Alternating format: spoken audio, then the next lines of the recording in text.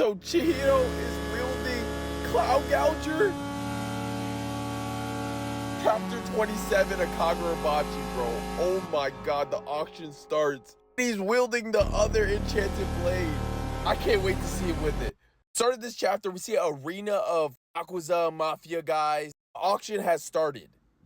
Head of the clan is getting ready for the auction. He was thinking about Chihiro and he's like, that was almost 5 days ago that he gave us the intent and nothing has happened, but it doesn't matter because we're ready for him. And then we see the shot of where the auction is being held. We see one of the security guys giving the breakdown about who attends. I guess these big bosses from the underworld. They're also accompanied with sorcerers that are employed as bodyguards. Only 3 of the members of that group can go down into the auction. The rest has to patrol with everyone else as security. He tells the person next to him that it was more than the same security they had like previous years. But the only difference is this pamphlet. Basically a wanted poster of Chihiro. It's the guy who, they say obviously the intent wielder. There's even a reward if you kill him because obviously they want him dead. Because if he dies, the intent will be, internal contract would cancel. And now the worth of the blade is even higher now. But the bodyguard guy doesn't believe that Chihiro would come because he doesn't even have his enchanted blade. So what's the point of coming? Because he would be at a big disadvantage. And we see the title Mr. Nazanami. We see this little boy. He wants to be like a hero for justice.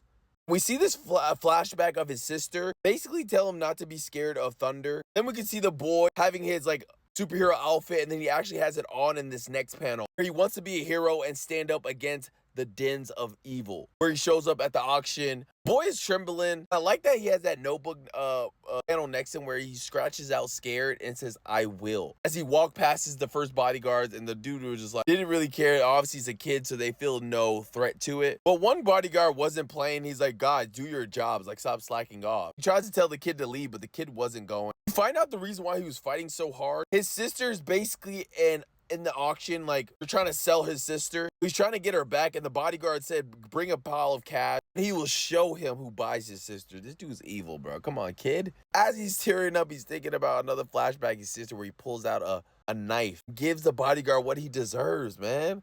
Pleading for his sister release. Bodyguard contacts the guards who let the dude go through. He says he's gonna come after them after he's done with his boy. But they weren't so responding because someone just dealt with them at the door. But the bodyguard noticed the scar on the guy's face and he's like, oh, that's the guy from the wanted poster. But the guy next to him was like, but he has his other hand. He has both hands because Chihiro before had lost his hand. Obviously, Car healed his hand. The guy next to him is Shiba, bro. I was like, what? Why is Shiba next to him? And he was wondering why he went so early. He's like, oh, probably because of the commotion below. He's like, I gotta help Chihiro by turning off the lights. The little boy is still fighting the guard, pleading for his sister. And then we see a little flashback of his sister telling him a secret that lightning only punished bad people. This is where you can see him passionate out, screaming his name, saying that he's gonna rain down the thunder of justice. Thunder? As the bodyguard proceeds to try to stab the boy. Then you see this panel of Chihiro coming in to save the boy, slicing the guy's hand off. Oh my god. What? Clean, he cut it so clean, the bodyguard didn't even realize his hand was gone yet. He tells the boy that he will take it from here. This is where we see the chandelier falling and the lights are gone. Now the scene cuts to the elevator and we see the head of the clan. Then we see a flashback before the Chihiro and Shiba arrived at the event. Chihiro is basically determined to see this through. Finally, the 28th auction has finally commenced. At the bottom, we see Chihiro talking about the operation begins at 12. He takes the stage. Then we see the panel of him wielding Cloud Gouger. Oh my god, the black and white version of this hits so much harder than the colored version. Like, this is art right here. This is pure art. I want this in my room. Oh my god.